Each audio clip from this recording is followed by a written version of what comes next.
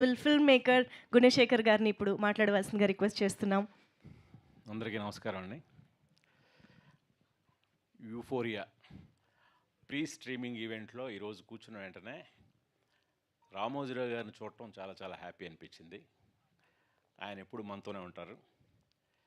ఈ ఉషా కిరణాలు అని ఏదైతే వాళ్ళ బ్యానర్ పాట ఉందో, అసిస్టెంట్ డైరెక్టర్గా నా కెరీర్ అప్పుడే స్టార్ట్ అయింది. నేను అప్పుడు ఇండస్ట్రీకి వచ్చిన కొత్త. అప్పుడు బాపిరెడ్డి గారు ఈ కుర్రాడు బాగా పనిచేస్తున్నాడని చెప్పి నా హ్యాండ్ రైటింగ్ బాగుంటుందని ఎంకరేజ్ చేసిన వ్యక్తి బాపిరెడ్డి గారు అప్పటి నుంచి.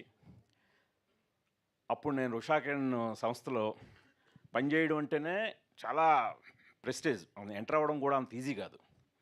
సో వాళ్ళ టెస్ట్లు కానీ వాళ్ళ ఇది కానీ చాలా కఠినంగా ఉంటాయి. అంటే ఇటు సాహిత్యం కానీ అన్నిటి మీద స్టాండర్డ్ ఉండాలి వాళ్ళకి. సో అలాంటిది ఆ బ్యానర్లో జాయిన్ అయ్యాను అనగానే చాలామంది హోప్స్ పెట్టుకున్నారు నన్ను, వీడికైతే ఒక ఫ్యూచరు ఉందనే ఇది. సో అలాగా చైర్మన్ గారు రామోజీరావు గారిని స్వయంగా ఆయనతో పాటు కథా చర్చల్లో పాల్గొనే అవకాశం కూడా నాకు దక్కడం నిజంగా నేను ఎప్పుడు మర్చిపోలేను.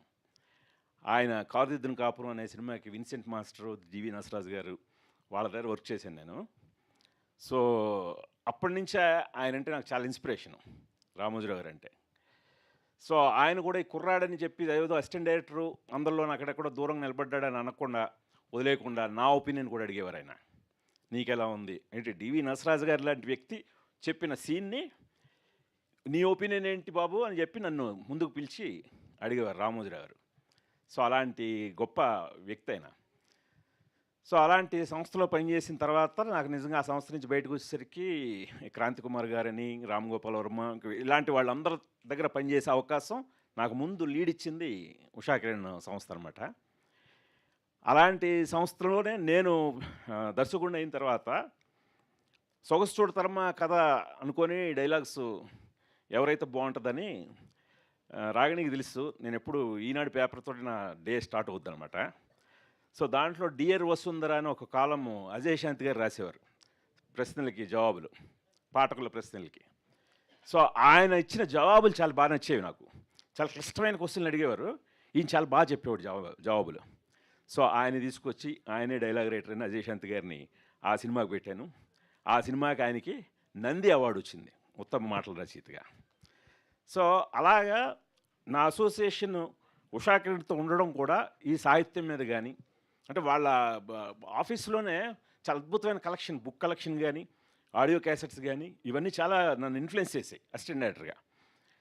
సో చెప్పాలంటే అది ఒక నాకు పునాదిలా కూడా ఏర్పడ్డది. అంటే ఈరోజు సందర్భం వచ్చింది కాబట్టి నేను ఇదంతా చెప్తున్నాను. అలాంటి సంస్థలో నా రుద్రమదేవి సినిమాని బాపిరెడ్డి గారు చూసి తీసుకోవటం, అలాగే ఇప్పుడు యూఫోరియా తెలంగాణ ప్రభుత్వం 2 ప్రెస్టీజియస్ అవార్డులు ఇచ్చింది. సో గౌరవించింది, గుర్తించింది. ఉత్తమ కథా రచయితగా నన్ను, ఉత్తమ సహాయ నటిగా భూమిక గారిని. సో అలాగే అంతకంటే ఎక్కువ గుర్తింపు నాకు ఈరోజు ఈటీవీ విన్ వాళ్ళు ఇచ్చారు. వాళ్ళ దాంట్లో వాళ్ళ ప్లాట్ఫామ్ మీద ఈ సినిమాని వేయటం అనేది నేను చాలా గర్వంగా ఫీల్ అవుతున్నాను. కొందరు అదే ఇందాక నితిన్ గారు చెప్పినట్టు బోల్డ్ కంటెంట్ కదా ఇదని చెప్తున్నాను. 1-2 ఓటీటీ సంస్థలు కొంచెం సంశయించాయి. మా బాబు ఏంటి, జనరల్గా మనం ఏంటి థియేటర్లో చాలా ఇదిగా చెప్తాం, డైనమిక్గా. సో దానికి బట్ సెన్సార్ అనే అడ్డు ఉంటుంది. ఓటీటీ వాళ్ళు సెన్సార్కి ఏమి భయపడరు. ఎప్పుడు కంటెంట్ని చాలా బోల్డ్గా చెప్పడానికి వాళ్ళు మనల్ని ఎంకరేజ్ చేస్తారు. అలాంటి వాళ్ళే 1-2 ప్లాట్ఫామ్లు చాలా బాగుంది సార్, అసలు మా బాబాయ్ చాలా షాకింగ్గా ఉంది, చాలా డైనమిక్గా ఉంది, ఏంటి తెలుగు సినిమా ఇలా తీసారేంటి, ఇంత నిర్భయంగా, ఇంత ఉన్నట్టు, ఇంత నేకెడ్ ట్రూత్ ఇలా చెప్పేశారే అని సంశయించారు. వీళ్ళు చూశారు. ఇందా నితిన్ గారు చాలా మంచి మాట చెప్పారు. బోల్డ్ అంటే విజువల్గా చెప్పేది కాదు, కంటెంట్ రూపంలో చెప్పేది. బల్లగుద్ది చెప్పారు సార్, లేకపోతే ఆ రోజు ప్రతిఘటనలో ఆ పాట వచ్చేదా, ఈ దుర్యోధన దుశ్శాసన అనే పాట వచ్చేదా? ఆ పాటలో జూమ్ దేనికి వెళ్తుంది, మొత్తం క్లాప్స్ కదా థియేటర్లో. ఒక్కసారి ఆ రోజు షేక్ అయిపోలేదు మనం, ఏంటి ఇంత బోల్డ్గా తీసారేంటి తెలుగు సినిమాలో అలాంటి ఒక సాంగ్ కానీ దాంట్లో చూపించిన విజువల్స్ కానీ ఒకసారి షేక్ అయిపోయాం కదా అందరం. ఆ తర్వాత ఈవెన్ ఒక చిత్రం లాంటి చాలా థాట్ ప్రొవోకింగ్ ఆ రోజుకి చిత్రం అనే సినిమా థాట్ నిజంగా ఒక తేజ అనే ఒక కొత్త కుర్రాన్ని ఎంకరేజ్ చేసి రామోజీరావు గారు ఆ కథను తీయమండం అది గొప్ప రెవల్యూషనరీ థాట్ అండి అది. సో అలాంటి ఎన్ని తీశారు. ఇందాక మీరు నాగేంద్ర కుమార్ గారు చెప్పినట్టు మయూరి కానీ మౌన పోరాటం కానీ అలాగా వాళ్ళు అంటే ఊరికినే నిర్మాతలు అవ్వలేదు. వాళ్ళు ఎలాగైతే ఈనాడుకు ఒక అద్భుతమైన ఒక స్టాండర్డ్ ఉందో ఒక మంచి మన మధ్యలో జరిగే సమాజంలో జరిగే సంఘటనలనే తిరిగి మనం ప్రజలకు అందించాలనే ఉద్దేశంతో ఎన్నో ట్రూ స్టోరీస్ తీసేరాళ్ళు. అదే నాకు స్ఫూర్తి. ఆ స్ఫూర్తితోనే ఈరోజు నేను యూఫోరియా తీయడానికి కూడా అన్నీ నిజ జీవిత సంఘటనలే, ఆల్మోస్ట్ 90% నిజ జీవిత సంఘటనలే. సో దాన్ని బేస్ చేసుకొని ఈరోజు తీయడం జరిగింది.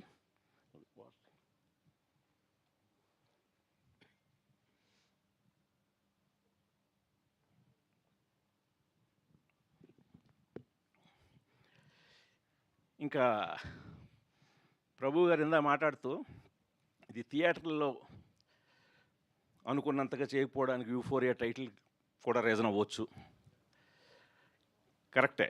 అంటే సినిమా చూసిన వాళ్ళందరూ టైటిల్ యూఫోరియాకి ఇది చాలా న్యాయం చేసింది, ఎందుకు పెట్టాననేది అర్థం చేసుకున్నారు. బట్ ముందు టైటిల్ యూఫోరియా అని పెట్టేసరికి కొంచెం తటపాటాయించిన మాట వాస్తవం. కానీ ప్రేక్షకులని కూడా నేను సవినయంగా వాళ్ళని వేడుకుంటుంది ఏంటంటే, మీరు దయచేసి కంటెంట్ ఈజ్ కింగ్ అని మీరు అంటున్నారు. కంటెంట్ ఈజ్ కింగ్ అని నమ్మి తీసినప్పుడు మీరు థియేటర్లకు రండి దయచేసి. నేను రిలీజ్ చేసిన వెంటనే రివ్యూలు ఇప్పుడు ప్రభు గారు, నాగేంద్ర కుమార్ గారు, ఇంకా చాలా standard Indian express 4 star rating ఇచ్చింది, టైమ్స్ ఆఫ్ ఇండియా, హిందూ, ఇలాంటి స్టాండర్డ్ ఉన్న వాళ్ళందరూ కూడా సినిమాని బ్రహ్మరథం పట్టి అద్భుతంగా రాశారు. అవి చదివి సినిమా బాగుందట కదా, కానీ ఎప్పుడు వస్తుంది ఓటీటీలో అని మమ్మల్ని అడుగుతున్నారు వాళ్ళు. అరే అమ్మా, ఇంత డబ్బులు ఖర్చు పెట్టి తీసింది థియేటర్కల్ ఎక్స్పీరియన్స్ ఇద్దామని, లేకపోతే డైరెక్ట్గా ఇదే కథను నేను ఈటీవీ వాళ్ళకి ఈటీవీ ఒరిజినల్ అని సబ్మిట్ చేస్తే 2 గుణశాల గారు తీయండి అంటారు వాళ్ళు, పట్మని తీసేసి ఉండేవాడిని. ఇది ముందు థియేటర్కల్గా చెప్పాలి అని నేను తీశాను. దాని వెనకాతల నా ఫ్యామిలీ ఉంది. ఇప్పుడు వాళ్ళు కూడా ఇప్పుడు సినిమా మేకింగ్ అంటే సరదాగా ఒక కేవలం ఒక ఫన్, ఒక సరదా అనేదే కాదు. సినిమానే సరదా, ఎప్పుడు మేకింగు సరదా. మా ఫ్యామిలీని కూడా ఇలాంటి ఒక పర్పస్ఫుల్ సినిమాని తీయడం సరదాగా అనుకున్నాం తప్పితే ఏదో ఊరికనే గాలిపోగు చేసి సినిమా తీసి దాన్ని ఒక ఫిల్మ్ మేకింగ్లో సరదా పడలేదు. సో కాకపోతే ఇప్పుడు సరదా తీరిపోతుంది అనుకోండి, అది వేరే విషయం. బట్ అయినప్పటికీ కూడా మేము నమ్మాం. ఎవరు నమ్మాం? ఆడియన్స్ని నమ్మాం. ఆడియన్స్ని నమ్మినప్పుడు మీరు ఏం చేయాలి? ఒక మంచి సినిమా వచ్చినప్పుడు కేవలం మాటలు, రాతలు, పొగడ్తలే కాదు. అంటే చాలా ఇందాక కొన్ని సెల్ఫీ వీడియోస్ చూశారు, టైం తక్కువ ఉండడంతో కొన్ని వేశారు. మీకు ఫుటేజ్ దాదాపు 2-3 గంటలు ఉంటుంది ఫుటేజ్. ఒక్కొక్కడు మాకు పంపిన సెల్ఫీ వీడియోస్. ఏంటి ఈ సినిమా, ఇయ్య బాబోయ్ ఇది మన తెలుగులో వచ్చిందా, భయం వేసేస్తుందండి. ఒక రిటైర్డ్ టీచర్ వెన్నులో వణుకు పుట్టిందండి నాకు మొదటి నుంచి చివరి వరకు. అమ్మ ఇంకా ఏం జరుగుతుంది, ఇంకా ఏం జరుగుతుంది, ఇంకా ఏం జరుగుతుందని. ఒక టీనేజ్ అమ్మాయి చాలా కరెక్ట్గా చెప్పారండి. ఈ రోజున అసలు మీరు క్వశ్చన్ వేశారు, పబ్కి వెళ్ళడం, పార్టీకి వెళ్ళడం తప్ప నాన్న అని. ఏ డైరెక్టర్ ఇలాంటి క్వశ్చన్ అడగలేదండి, ఒక అమ్మాయి చేత అడిగించలేదు, మీరు అడిగించారు. మారుతున్న కాలంలో ఎవరికి వాళ్ళకి లిమిటేషన్స్ ఉంటాయి. ఇప్పుడు మన పరిధిలో మనం జీవించాలి ఈ సభ్య సమాజంలో, ఆ కాన్షియస్ మాకుంటుంది. కానీ ఎవరు ఎలాంటి ఇంత ధైర్యంగా క్వశ్చన్ అడగలేదు. అప్పటి నుంచి ఎండ్ వరకు అసలు ఆ అమ్మాయి చైత్ర ట్రావెల్ చూస్తే మామూలుగా లేదండి. అమ్మాయి క్లోజర్ ఇచ్చారు మీరు. అంటే ఒక అమ్మాయి జీవితం నాశనం అయిపోతే ఇప్పటివరకు ఏ కథా రచయిత అన్నా ఆ అమ్మాయి జీవితం నాశనమే, ఇంక అయిపోయిన అమ్మాయి జీవితం నాశనం, ఇంకెందుకు పనికిరాదు. ఆ అమ్మాయి కళలు కానీ గిలలు కానీ అన్నీ నాశనమే. ఇలాగే తీసారండి, ఇలాగే చూపించారు. కానీ అలా నాశనం అయిపోయిన అమ్మాయి జీవితాన్ని మీరు వెనకాల దేవుళ్ళ చూపించారు.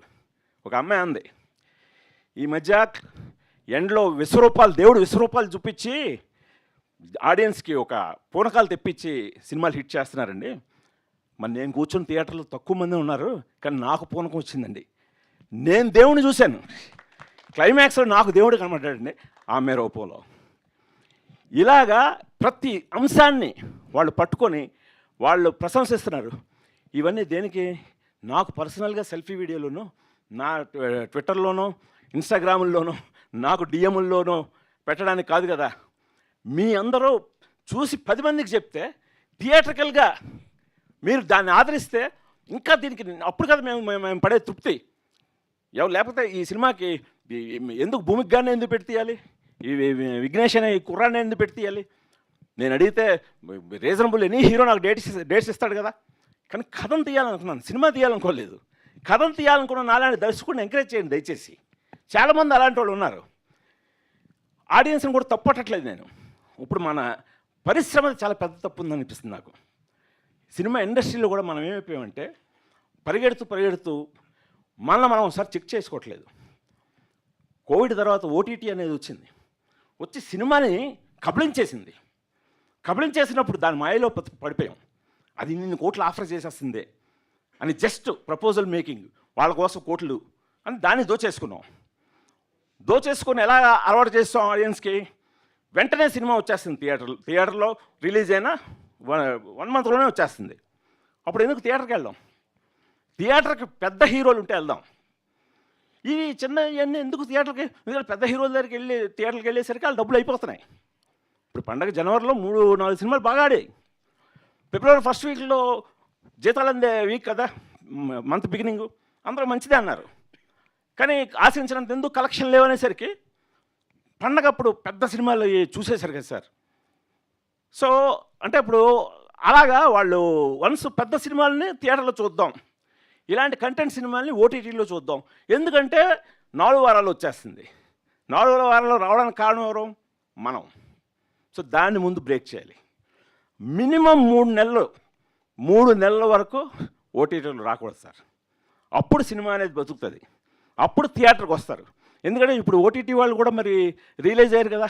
వాళ్ళు ఏమంటున్నారు? థియేట్రికల్ పెర్ఫార్మెన్స్ని బ్యారేజ్ చేస్తున్నారు వాళ్ళు కొనడానికి. అంటే వాళ్ళు కూడా థియేట్రికల్గా ఇది ఆడాలంటున్నారు. ఇది ఆడాలంటే ఆల్రెడీ కిల్ అయిపోయింది బాబు, ఇక్కడ ఆల్రెడీ థియేటర్ అనేది కిల్ అయిపోయింది. సో అందుకని ఇప్పుడు ఈ టైంలో ఖచ్చితంగా 3 నెలలు మినిమం అనేది పెట్టి తీరాలండి. పెడితేనే అప్పుడు ఖచ్చితంగా థియేటర్ సినిమా బాగుందన్న సినిమాకి వస్తాడు. ఇప్పుడు బాగుందన్న సినిమా కూడా రావట్లేదే.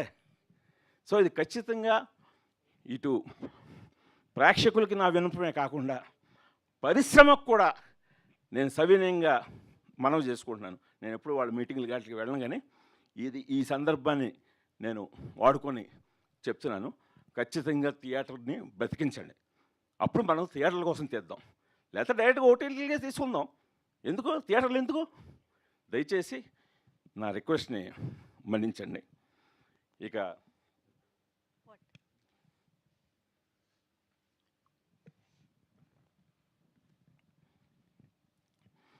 యూఫోరియా విషయానికి వస్తే, వీళ్ళందరూ కొత్త వాళ్ళు అయినా సరే, ఇప్పుడు విఘ్నేష్ గవిరెడ్డి కానీ,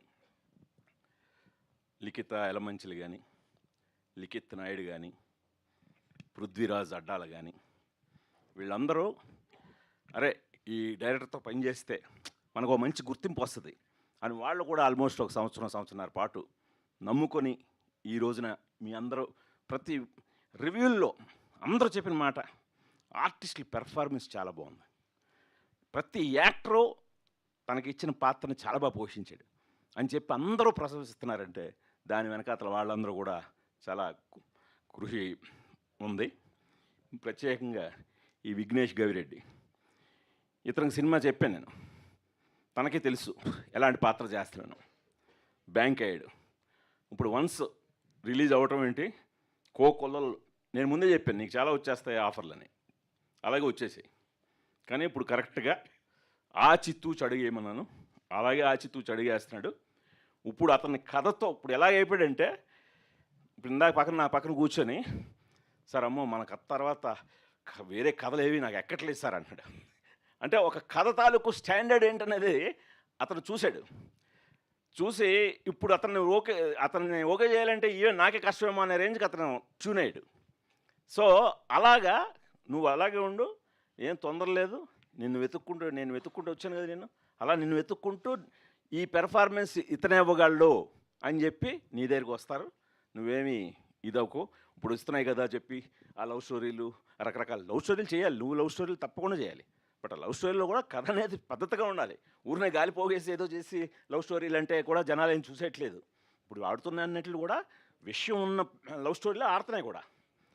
సో అలాగా ఇతను కానీ ఇంకా సారా అర్జున్ ఇప్పుడు దురంధర్ వేవ్ తోటి ఆ అమ్మాయిని చూశారు అందరూ. అసలు అంటే దురంధర్లో పాత్రకి యూఫోరియాలో అమ్మాయి వేసిన చైత్ర పాత్రకి అసలు పొంతం లేదు. సో అందులో ఎంత ఇదిగా చేసిందో దీంట్లో ఎంత సెన్సిటివ్ గర్ల్గా చేసిందండి అని చెప్పి ఇప్పుడు థియేటర్లో చూసిన వాళ్ళు చాలామంది ఆ అమ్మాయికి బాగా ఫ్యాన్స్ అయిపోయారు.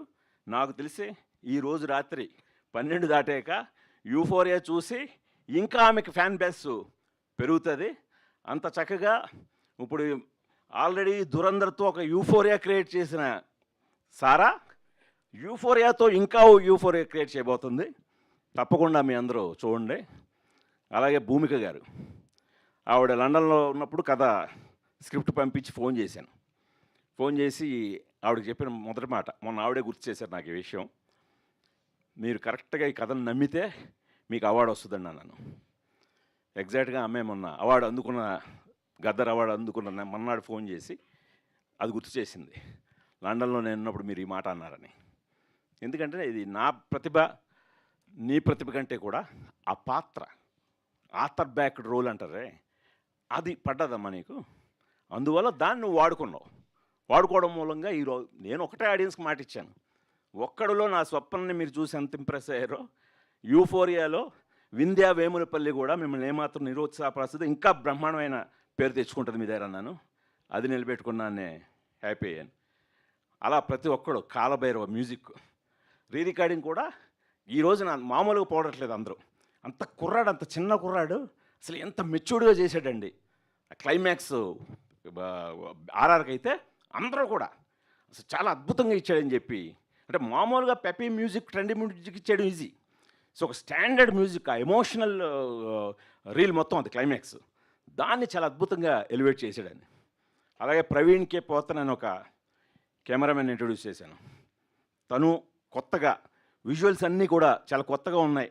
చాలా అంటే న్యూ ఏజ్ ఫిలింలా కనిపించింది అనడానికి కూడా అతను రీజను. మన Praveen Pudi editor, art director Srinivas Kalinga, costume designer Poojitha Tadikonda, Ashok, వీళ్ళందరూ కూడా ఈ సినిమాని బాగా కథను నమ్మి ట్రావెల్ అయ్యి మాతో పాటు 1.5 ఇయర్ పాటు దీన్ని యూఫోరియాని ఇంత చక్కగా తీర్చిదిద్దారండి. ఇది ఇప్పుడు ఆడియన్స్ వంత అయిపోయింది థియేటర్కల్. ఇప్పుడు మీరు ఓటీటీలో ఇందాక నితిన్ గారు అన్నట్టు ఇప్పటివరకు మీరు ప్రీమియర్ చూశారు, పెయిడ్ ప్రీమియర్లు చూశారు. అసలైన సినిమా ఈటీవీ విన్లో ఏప్రిల్ 2 అంటే రేపు ఈ 1వ తేదీన ఈరోజు రాత్రి 12 గంటలు దాటిన తర్వాత ఈటీవీ విన్లో యూఫోరియా తాలూకు అసలైన శబ్దం చూస్తారు మీరు. నేను మాటిస్తున్నాను, మీ అందరూ కూడా తప్పకుండా చూడండి. చూసి ఈ సినిమాని మీరు వాళ్ళు నాకు రిపోర్ట్ అందించాలి వచ్చి, సార్ ఇన్ని మినిట్స్ ఇన్ని వ్యూస్. ఎందుకంటే ఇప్పుడు మీరు చూసే వ్యూస్ మీద కూడా నాకు డబ్బులు రావడం ఆధారపడి ఉంది. సో వాళ్ళు వచ్చి నితిన్ గారు వచ్చి సాయికృష్ణ గారు వచ్చి, సార్ ఏంటి సార్ మాకు అలా ఇలా లేదు అని చెప్పి ఇగో రిపోర్ట్స్ ఇలా వ్యూస్ ఇన్ని ఉన్నాయండి. అందుకని దయచేసి మీ అందరూ కూడా తప్పకుండా చూడండి. నేను రిక్వెస్ట్ చేస్తున్నాను, మా కుటుంబ సమేతంగా రిక్వెస్ట్ చేస్తున్నాం. మీరు చూసారు కదా, ఇందాకే చెప్పాను కదా, మేము ఏదో డబ్బుల కోసం ఏదో సరదా కోసం అయితే మేము నా ఫ్యామిలీకి చక్కగా వేరే హీరోని పట్టుకొని ఏదో సినిమా తీసేవాడిని. మా యుక్త దగ్గర నుంచి నీలిమ, రాగిణి ఈ కథ రాస్తున్న క్షణం నుంచి ఈ క్షణం వరకు కూడా ప్రతి దీంట్లోనూ వాళ్ళ తాలూకు కంట్రిబ్యూషన్ ఉంది. సో అందుకని మీ అందరూ కూడా మీ ఇంటిల్లపాది, మా ఇంటిల్లపాది ఎలాగైతే ఒక మంచి కంటెంట్ని మీకు అందజేయాలని అనుకున్నాం. ఇందాక రాగిణి తాలూకు ఇది చూశారు కదా, సినిమా స్పీచ్ కాదు అది, తను ఎమోషనల్గా తను ఏమనుకుందో అది చెప్పింది. యాజ్ ఇట్ ఈస్గా మా ఇంటిల్లపాది ఏదైతే ఫీల్ అయ్యామో మీ ఇంటిల్లపాది కూడా ఈ సినిమా చూసి అదే ఫీల్ అవుతారని నమ్ముతున్నాను. థ్యాంక్ యూ, నమస్కారం. Thank you sir, thank you very much. So ఈరోజు